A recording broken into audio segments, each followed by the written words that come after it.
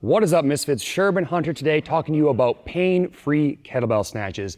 We hear you, we see you, Misfits. Whenever kettlebell snatches come up, you're like, man, I like the movement, except for the fact that I leave there bloodied and bruised from that kettlebell coming around and slapping me on the wrist. So today's video, the objective is to teach you how to do pain-free kettlebell snatches. Now, we have an older video that you can reference on our YouTube channel, but today we're specifically talking about the punch through the handle that eliminates that unnecessary slap on the back of the wrist. Now, before we get into it, I'm gonna have Hunter show you a few kettlebell swings with a single arm, some necessary prerequisite movement before we worry about that turnover. So when Hunter does a single arm swing, we're gonna look for two things. That when the kettlebell comes up, his arm is bent, and we start to see the kettlebell drift upwards, because a big part of this movement is learning how to move around the kettlebell, and if you have a death grip on it, it's gonna come around and slap you on the wrist. So Hunter, if you wouldn't mind, could you give us two swings with your right arm, showing those 2 points of performance?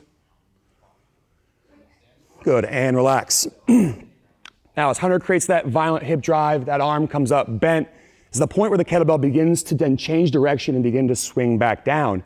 That is the point at which you are looking to punch through the handle and reach up overhead, because that kettlebell is now in the position where it has inertia and it's basically free floating, at which point it's not gonna come around and slap you on the wrist. So as Hunter works through, let's go 4 kettlebell snatches this time, we're gonna watch for a violent punch at about the same height he was just at when he was swinging it with one arm, with that tilt up.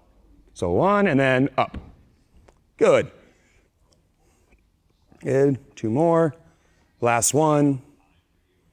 Good. Now, early on when you're trying to figure this out, you're gonna find that right around chest to eye height is where that kettlebell begins to turn upwards and you feel the momentum beginning to swing you back down. That is the point at which you want to punch through the handle.